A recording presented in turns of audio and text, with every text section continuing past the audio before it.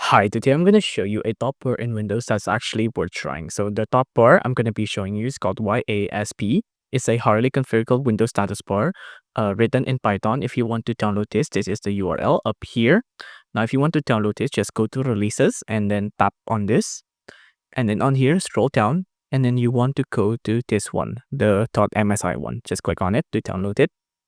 Now, once downloaded, let's just wait for it to download up here. Once it's done downloading, let's just install it. So install, click on run, click on next, click on yes. Let's wait for it to download here.